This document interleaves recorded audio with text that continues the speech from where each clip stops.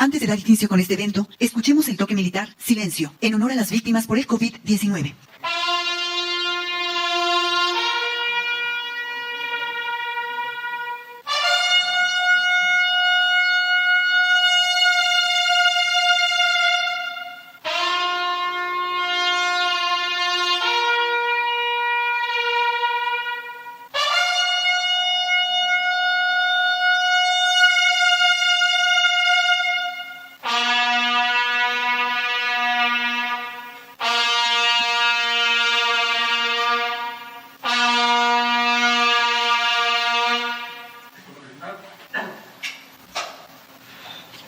El presidente de los Estados Unidos mexicanos se dirige a la escolta de bandera para saludar a nuestro lábaro patrio.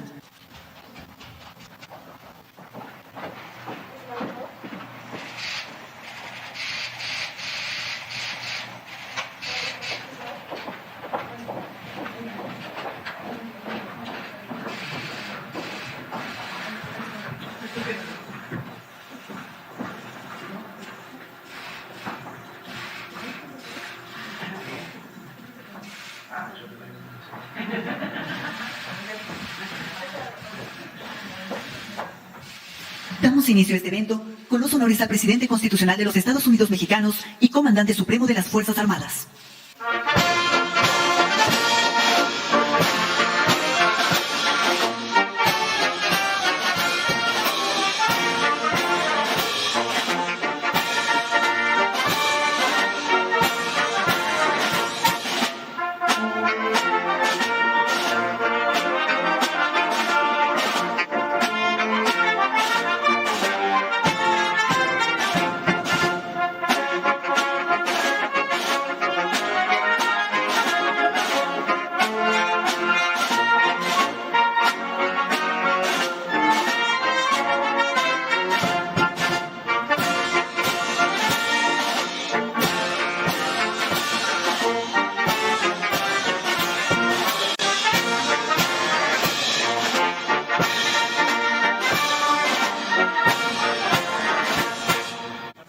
Favor de tomar asiento.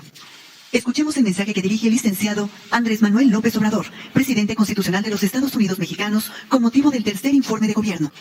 Amigas, amigos, mexicanas, mexicanos, la transformación está en marcha y aunque es necesario seguir poniendo al descubierto la gran farsa neoliberal y auspiciando el cambio de mentalidad del pueblo, porque eso es lo más cercano a lo esencial y a lo irreversible, también estamos desterrando vicios y prácticas deshonestas en el manejo del gobierno. Una medida decisiva fue parar en seco la tendencia privatizadora. Se dejó de entregar concesiones a particulares en minas, agua, hospitales, puertos, vías férreas, playas, reclusorios y obras públicas. Pero lo más importante, hemos detenido las privatizaciones en el sector energético, en petróleo y electricidad. Esta nueva política energética busca producir en México las gasolinas que el país consume y dejar de importarlas. Con este fin, se continúan destinando recursos para la modernización de las 6 refinerías existentes. En 3 años, la inversión pública destinada a las refinerías ha sido de 33.581 millones de pesos. Cuando llegamos al gobierno, estas refinerías estaban en el abandono y la administración anterior había comenzado a vender plantas como las de hidrógeno al interior de sus instalaciones. Al inicio de nuestra administración, las refinerías transformaban 511.000 barriles por día y ahora procesan 706.000 barriles diarios, es decir, 38% más. El reinicio de la construcción de la coquizadora de Tula Hidalgo es una buena noticia, porque se ampliará la producción de esa refinería en 70.000 barriles diarios de combustibles. En julio del año próximo se terminará también la nueva refinería de Dos Bocas, Paraíso, Tabasco, con capacidad para procesar 340.000 barriles diarios. Cabe recordar que desde hace 42 años, significativamente desde el inicio del periodo neoliberal, no se había construido una nueva refinería en nuestro país. La última fue la de Salina Cruz, Oaxaca, que empezó a operar en 1979. Durante el gobierno de Carlos Salinas de Gortari, en 1993, en vez de hacer aquí una nueva refinería, se optó porque Pemex se asociara con Shell para compartir la refinería Deer Park de Houston, Texas. Este año se hizo la oferta para comprar la parte de la petrolera extranjera y se cerró la operación con un costo de $596 millones.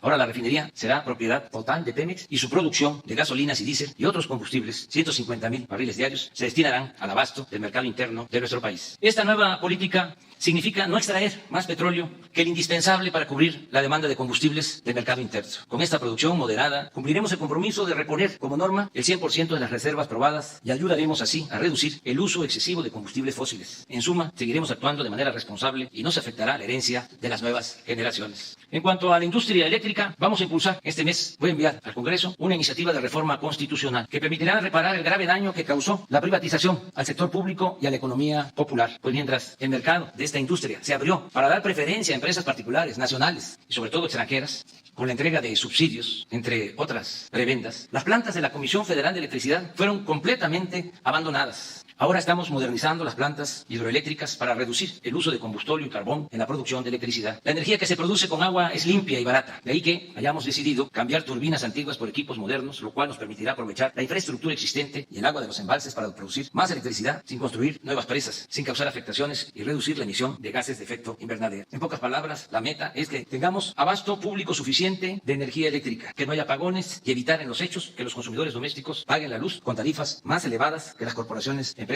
y las grandes cadenas comerciales. Con presupuesto federal, sin las onerosas asociaciones público-privadas, las llamadas APP, o el otro invento contra la hacienda pública, llamado Pidiregas, estamos construyendo carreteras, presas, hospitales, universidades, escuelas, acueductos, sistemas de drenaje, plantas de tratamiento de aguas residuales, puentes, refinerías, vías férreas, centrales eléctricas, aeropuertos, cuarteles, bibliotecas, parques, mercados, estadios, unidades deportivas y otras obras. Repito, sin asociaciones público-privadas, sin Pidiregas y sin deuda, con presupuesto público. Destacan la construcción del aeropuerto Felipe Ángeles y el programa integral del Istmo de Tehuantepec para articular puertos, trenes y crear una vía rápida de comunicación entre países de Asia y la costa este de Estados Unidos. Asimismo, el Tren Maya llevará bienestar a la región de mayor riqueza arqueológica, cultural y turística del país y una de las más importantes del mundo. Tan solo en la ejecución de estos tres grandes proyectos se están generando 143.137 empleos directos y 277.049 indirectos. Por otra parte, está en marcha la integración económica y comercial con Estados Unidos y Canadá. El acuerdo de cooperación con soberanía entre nuestros países significa producción, empleos, mejores salarios y crecimiento en el norte del continente americano. Como complemento al tratado para intensificar la actividad productiva y comercial en la franja fronteriza del norte, desde el comienzo del gobierno se puso en práctica una estrategia de estímulos fiscales que consiste en reducir a la mitad el cobro del IVA y del impuesto sobre la renta, homologar el precio de las gasolinas y el diésel con el de los estados fronterizos del país vecino y aumentar al doble el salario mínimo. Todo ello aunado a un amplio programa de desarrollo urbano y vivienda en los municipios de Tijuana, Mexicali, Nogales, San Luis Río Colorado, Ciudad Juárez, Acuña, Piedras Negras, Matamoros, Nuevo Laredo y Reynosa. Aunque continúan los contagios, se ha reducido considerablemente el número de hospitalizaciones y de fallecimientos por COVID. La principal razón de esta disminución en la intensidad de la pandemia es el Programa Nacional de Vacunación, que ha funcionado con eficacia y ha llegado a todos los pueblos de México. Hasta hoy hemos recibido 103.296.665 dosis de vacunas Pfizer, Sinovac, Sputnik, AstraZeneca, Johnson & Johnson, CanSino y Moderna, de farmacéuticas y gobiernos extranjeros que han demostrado con hechos su solidaridad con México y con su pueblo. Destaco el apoyo de Cuba, de Argentina, Rusia, China, India y Estados Unidos. Se ha vacunado al menos con una dosis al 65% de la población y reitero el compromiso de que en octubre próximo la totalidad de los habitantes mayores de 18 años tendrán cuando menos una dosis, a fin de que lleguemos mejor protegidos al invierno, que es la temporada en la que se presentan con mayor frecuencia las enfermedades respiratorias. El que tengamos menos hospitalizados y sobre todo el que se haya reducido considerablemente el índice de letalidad, es decir, que haya menos fallecimientos entre las personas contagiadas, resulta un logro humano muy importante, pero también un indicador para la normalización de la actividad educativa, productiva y social del país. Antier, el lunes, comenzó el nuevo ciclo escolar con la participación entusiasta de maestras, maestros, madres y padres de familia, así como de 11 millones de niñas y niños y adolescentes que luego de 18 meses regresan a recibir clases presenciales a la escuela, que es su segundo hogar y el principal centro de convivencia para compartir afectos y tristezas y para recargarse de humanismo y solidaridad.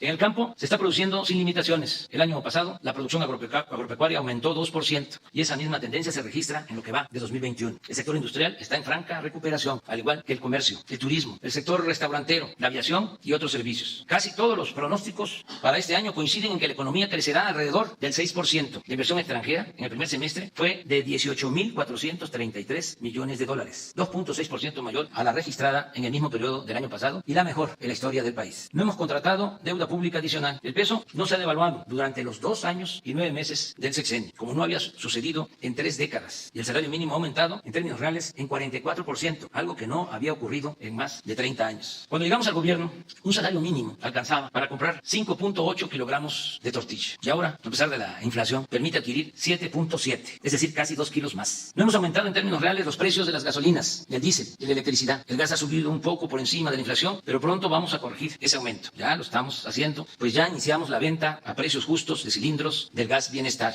Desde que llegamos al gobierno hasta la fecha, el índice de la Bolsa de Valores ha crecido en 28%, como nunca en su historia. La inflación, aunque recientemente aumentó, ya se mantiene estable. Se ha reducido 3.5% la tasa de interés que fija el Banco de México. Y si esa institución tenía, a fines de la administración pasada, reservas por 173.775 millones de dólares, actualmente ascienden a 205.391 millones de dólares, lo que significa un aumento del 18%, un máximo histórico, más de 30.000 millones de dólares. Y también es satisfactorio informar que, posterior a la pandemia, se han creado 1.202.691 empleos y solo faltan 192.713 para recuperar a los asegurados que había en el Seguro Social antes de la crisis sanitaria y que sumaban 20.613.000 trabajadores, un objetivo que alcanzaremos en los próximos 2 meses. Lo más importante es que la pandemia no desembocó en una crisis de consumo, gracias a las remesas y a los apoyos de los programas de bienestar que llegan y se aplican de abajo hacia arriba, de los más pobres hacia la cúpula de la pirámide poblacional. Se ha podido evitar la falta de alimentos y otros bienes de primera necesidad. Las tiendas departamentales han incrementado sus ventas en un 34% de enero a agosto de 2021 respecto al mismo periodo del año anterior. No se han registrado saqueos a comercios ni actos de vandalismo o desesperación por hambre o desatención a las necesidades básicas de la gente. Hay paz social y gobernabilidad en nuestro país. A partir de la pandemia decidimos reforzar los apoyos sociales, ampliando el presupuesto destinado a la gente. Se entregaron más de 3 millones de créditos a pequeñas empresas del sector formal e informal y se decidió ampliar el programa de mejoramiento urbano, que consiste en introducir agua potable, drenaje y pavimentación en 77 municipios de varios estados. Se han entregado en total 111.000 apoyos para la construcción, mejoramiento y ampliación de vivienda. Todo esto implica una inversión adicional de 280.000 millones de pesos. Todo ello se unió a un hecho excepcional. En estos últimos tiempos han crecido como nunca las aportaciones que realizan nuestros paisanos migrantes a sus familiares en México. El año pasado las remesas se elevaron a 40.600 millones de dólares. Y en este año estimamos, de acuerdo al comportamiento hasta el día de hoy, que superarán los 48.000 millones de dólares, es decir, 18% más. Hoy acaba de dar a conocer el Banco de México que las remesas de julio alcanzaron los 4.540 millones de dólares. Es una cifra récord mensual, 4.540 millones de dólares. Aprovecho para recapitular. Récord histórico en remesas, récord histórico en inversión extranjera, récord histórico en incremento al salario mínimo, récord histórico en no devaluación del peso, récord histórico en no incremento de deuda, récord histórico en aumento del índice de la Bolsa de Valores, récord histórico en las reservas del Banco de México. Está como para decir a los 4 vientos, presumir. Pero no he terminado porque lo que acabo de escribir es como para decirle a los tecnócratas neoliberales, tengan para que aprendan.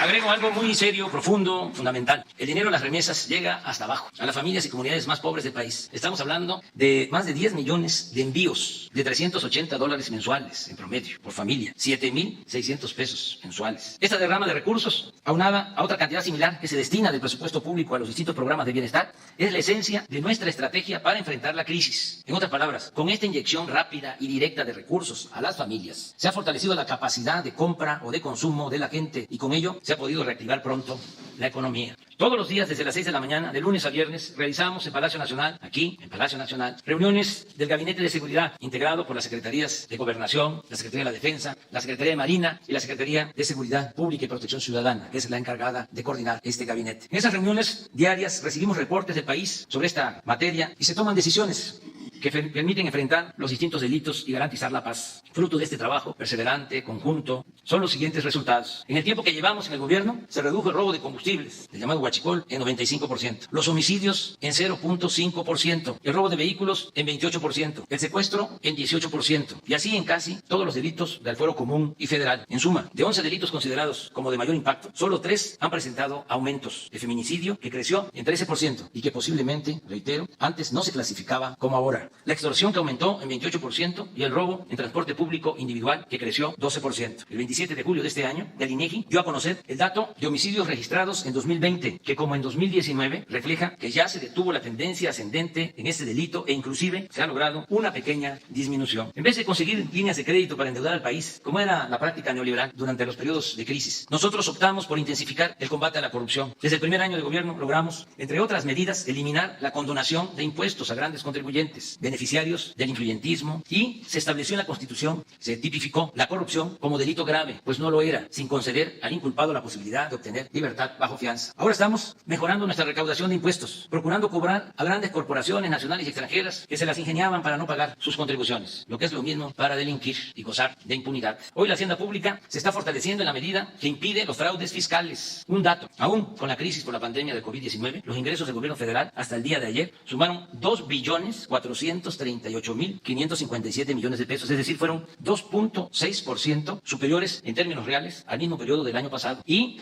0.8% más que lo estimado en la Ley de Ingresos de la Federación para este año. Estoy obligado a informar por ética y honestidad que en los últimos 2 sexenios los grandes contribuyentes se beneficiaron con condonaciones por 366.174 millones de pesos y que solo 58 de esos grandes contribuyentes, grandes corporaciones empresariales y financieras, 58, dejaron de pagar en los 2 sexenios anteriores 189.018 millones de pesos. Ahora, por el contrario, no existe el ofensivo privilegio de las condonaciones. Estamos cobrando deudas vencidas y no se tolera el fraude fiscal. Esto es posible cuando se actúa con integridad y honradez, cuando se tiene autoridad moral y autoridad política. La mejor demostración de las ventajas de esta estrategia, que consiste en actuar con honestidad, se advierte con claridad en el comparativo de costos, calidad y tiempo entre la construcción que realizan los ingenieros militares del Aeropuerto Civil de Santa Lucía, General Felipe Ángeles, y el fallido proyecto del aeropuerto de Texcoco. Esa obra, cancelada por decisión del pueblo, tenía un costo estimado, sin considerar otras pérdidas, de más de 300.000 millones de pesos. En contraste, el aeropuerto General Felipe Ángeles se construirá con menos de 80.000 millones de pesos. Y aún, sumando los 100.000 millones que costó la liquidación a empresas que mantenían contratos en el proyecto de Texcoco, obtendremos un ahorro de alrededor de 120.000 millones de pesos.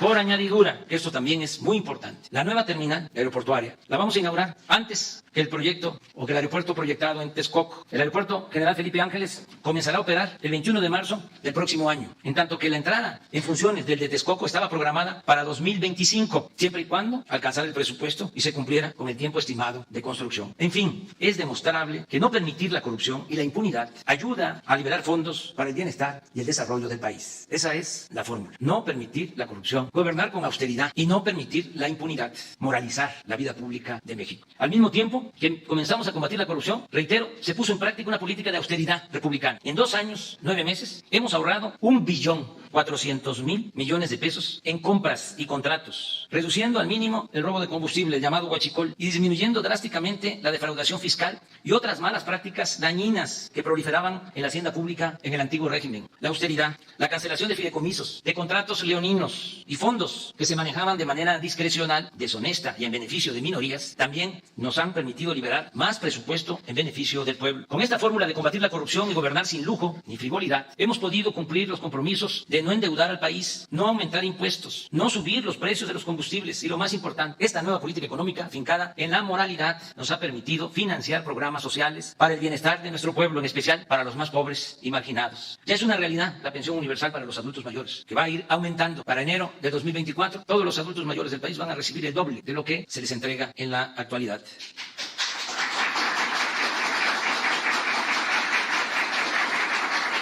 Para enero del 24, una pareja de ancianos respetable va a tener ingresos suficientes para su alimentación. Nos vamos a sentir todos muy orgullosos, muy fraternos, muy humanos. También vamos a continuar apoyando a niñas y niños con discapacidad con sus pensiones. Se van a seguir entregando las becas a estudiantes de familias pobres y la atención médica y los medicamentos se entregarán, o mejor dicho, se seguirán entregando en forma gratuita. Programas que, por cierto, ya se elevaron a rango constitucional y están establecidos como derechos de observancia obligatoria para quien esté en el gobierno.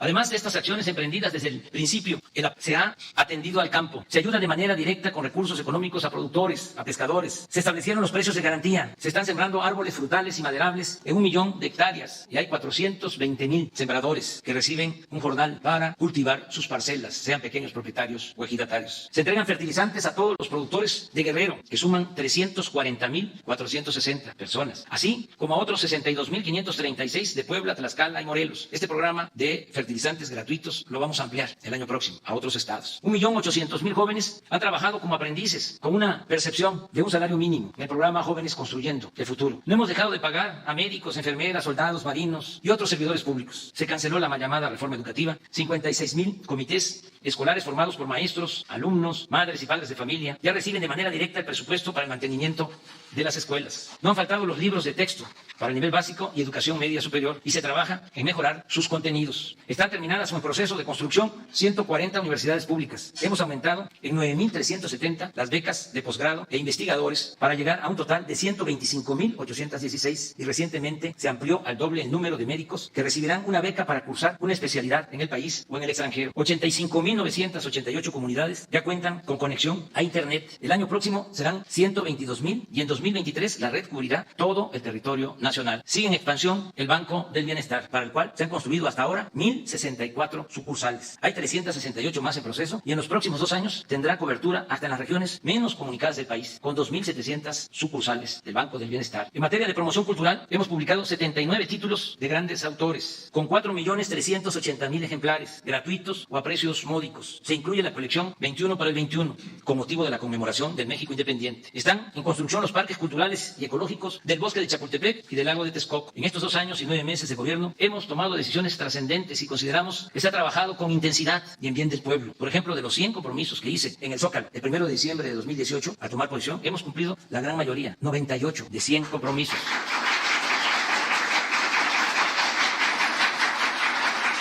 Solo tenemos pendientes 2, descentralizar el gobierno federal y conocer toda la verdad acerca de la desaparición de los jóvenes de Ayotzinapa. Y en eso estamos. Pero también hemos hecho muchas otras cosas que no estaban incluidas en ese listado de compromisos. Por ejemplo, terminamos el tren suburbano de Guadalajara y continuamos con el de Toluca a la Ciudad de México. Rehabilitamos los aeropuertos de Tuxtla Gutiérrez, Chetumal y el aeropuerto capitalino. Hemos invertido 34.000 millones de pesos en el mantenimiento de 40.000 kilómetros de carreteras del país. Desde enero de este año, se aplica en la frontera sur la misma política de estímulos fiscales que iniciamos en 2019 en la frontera norte. Chetumal ha vuelto a ser zona libre. Se están limpiando de corrupción con agua, Capufe, el Instituto Nacional de Migración, el SAT y las aduanas. Se creó la Guardia Nacional. Se han construido 189 cuarteles y ya se cuenta con 100.000 elementos de la Guardia Nacional para proteger al pueblo de México. Las Islas Marías dejaron de ser penales y se convirtieron en el Centro de Educación Ambiental y Cultural Muros de Agua José Revueltas. No hemos otorgado ninguna concesión minera. Se implementó el Programa Nacional de Búsqueda y Localización de Personas Desaparecidas por la Violencia. Se reinstaló a todos los maestros despedidos por la imposición de la mal llamada reforma educativa y se están reparando daños cometidos a personas o familiares afectados por la corrupción neoliberal o por la violación de Estado, como los casos de la guardería ABC en Hermosillo, Sonora y Pasta de Conchos en Coahuila. Se mantiene el programa de protección a periodistas. Se creó el instituto para devolver al pueblo lo robado. Se inició la entrega de mercancías decomisadas en beneficio de comunidades pobres. Se ayuda a los damnificados por inundaciones y otros fenómenos naturales, tanto en México como en el extranjero. Hasta ayer habíamos ofrecido 685 conferencias de prensa de 7 a 9 de la mañana, de lunes a viernes. He visitado como presidente todos los estados del país, unos, los menos, 4 veces y otros hasta en 28 ocasiones. Entró en vigor el nuevo tratado comercial con Estados Unidos y Canadá. Se aprobó la nueva ley laboral para garantizar el voto directo y la democratización de los sindicatos. Se aumentó en los hechos el reparto de utilidades. Se terminó con la subcontratación y se redujo el costo de administración de las AFORES. Se ha basificado a 400.000 trabajadores de la educación. Se han entregado puntualmente las participaciones federales y los recursos del presupuesto que por ley corresponden a estados y municipios. La independencia de los poderes legislativo y judicial y de la Fiscalía General de la República es una realidad. No se fabrican delitos ni se persigue o espía a opositores. La represión política ha dejado de existir y han quedado atrás las presiones del poder público a los medios de información para influir en su línea editorial. No hay escasez de alimentos, materias primas o combustibles. El sistema financiero funciona normalmente. Solo han habido 20 huelgas de trabajadores. Las manifestaciones de protesta se han reducido al mínimo. Los créditos del Infonavit y del Fobiste se entregan de manera directa a los trabajadores y no hay desalojos por causas injustas o deudas contraídas con estos organismos. Ofrecimos asilo al expresidente Evo Morales y a sus colaboradores. No tenemos conflictos con ningún gobierno en el mundo. No se han violado derechos humanos de migrantes. El caso excepcional de hace unos días, en que 2 funcionarios de migración patearon a un ciudadano haitiano, ese mismo día se atendió. Fueron dados de baja los 2 funcionarios y están a disposición del órgano interno de control. No va a haber represión en nuestro gobierno. Eso debe de quedar de manifiesto. Se permitió la entrada a organismos internacionales para vigilar el cumplimiento de los derechos humanos en nuestro país. En estos 34 meses solo ha ocurrido un apagón importante. No se ha presentado una crisis de desabasto de agua. Se resolvió el problema problema de la escasez de gasolina que se originó por el combate al robo de combustible, se adquirieron 612 pipas o carros tanques que opera la Secretaría de la Defensa Nacional. Hay información permanente sobre quién es quién en los precios. Están en curso 2 campañas de información para no consumir drogas ni productos chatarra. Se inauguró el túnel emisor Oriente para evitar inundaciones en el Valle de México. Nuestro país fue electo casi por unanimidad para integrar el Consejo de Seguridad de la ONU y en noviembre próximo asumiremos la presidencia de ese organismo. De igual manera, se aprobó la resolución que presentamos en esa organización para garantizar la equidad en el comercio de medicinas y vacunas. Se estableció el sistema de educación por Internet, radio y televisión. Se montaron 1.530 exposiciones artísticas, arqueológicas en México y en el extranjero. Se celebraron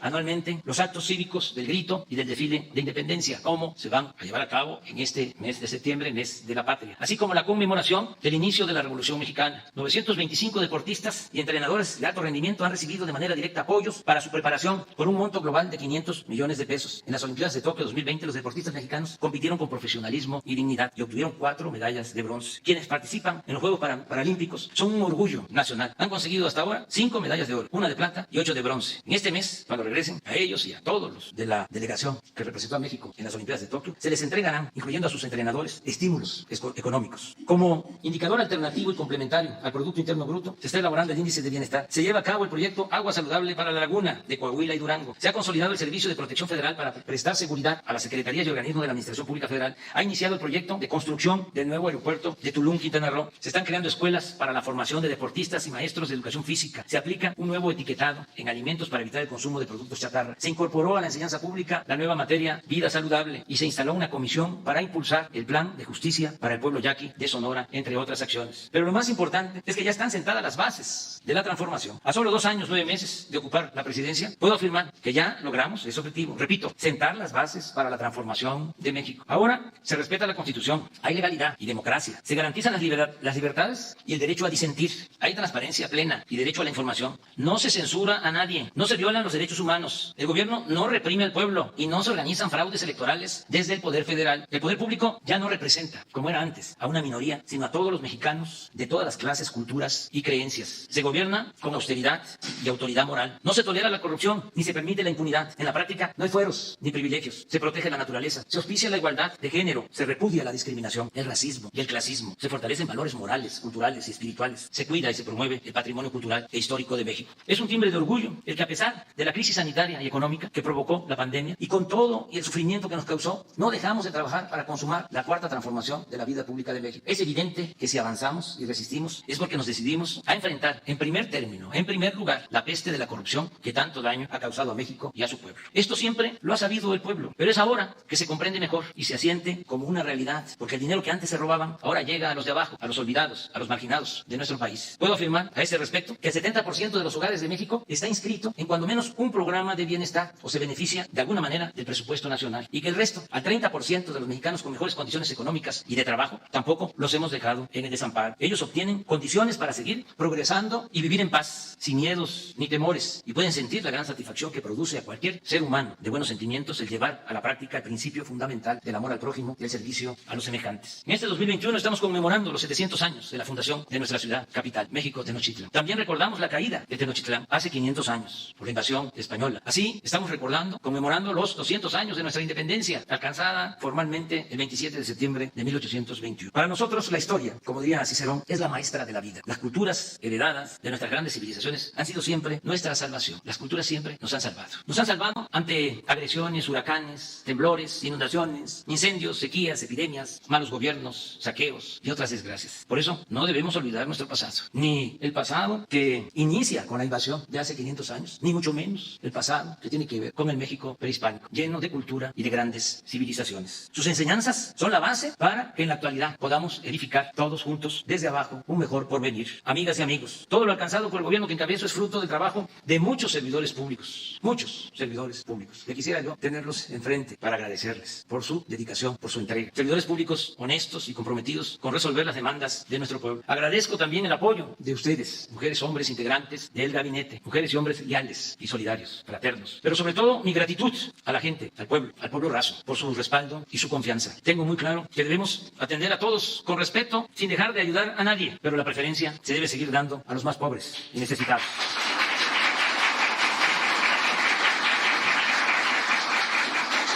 Es decir, debemos seguir aplicando el criterio de que por el bien de todos, primero los pobres. Como lo escribí en la introducción de mi nuevo libro, que se llama precisamente A la mitad del camino. Es tan importante lo logrado hasta ahora, en este periodo, que hasta podría dejar ahora mismo la presidencia sin sentirme mal con mi conciencia, que es lo que estimo más importante en mi vida. Reitero, es mucho lo realizado y sería muy difícil de dar marcha atrás a decisiones o acciones que se han tomado en bien del pueblo y de la nación. ¿Cómo podrían los conservadores, por ejemplo, quitar las pensiones a los adultos mayores? ¿Cómo podrían suprimir las becas a los estudiantes pobres? ¿Cómo volver al lujo, a las extravagancias en el ejercicio del gobierno? ¿Cómo regresar a la condonación de impuestos a las grandes corporaciones económicas o financieras? ¿Cómo retornar a la privatización depredadora de los bienes públicos? ¿Cómo lograrían que volviera a imperar la corrupción en nuestro país? En fin, un retroceso no sería cosa fácil. Vamos bien y estoy seguro que la gente va a votar a finales de marzo del año próximo porque continúe mi periodo constitucional hasta finales de septiembre de 2024.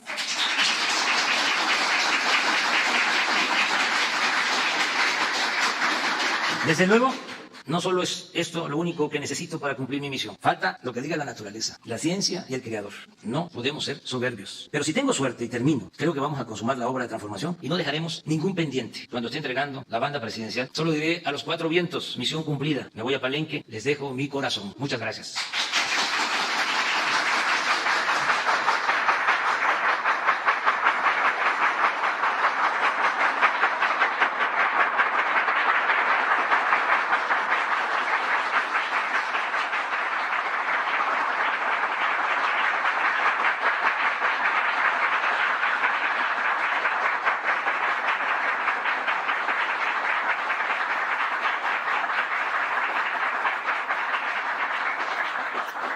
Finaliza este evento con los honores al presidente de los Estados Unidos mexicanos y comandante supremo de las Fuerzas Armadas. Se les invita a entonar nuestro himno nacional.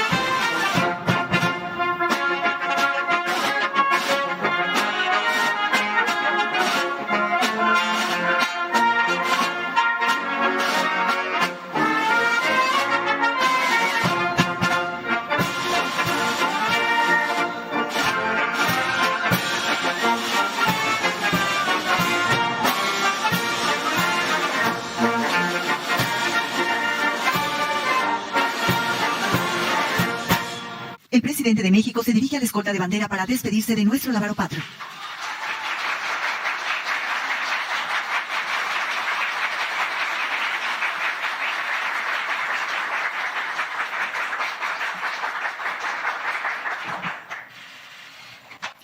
Se agradece la asistencia del presidente de México, de su distinguida esposa e integrantes del gabinete legal y ampliado que lo acompañaron. Muy buenos días.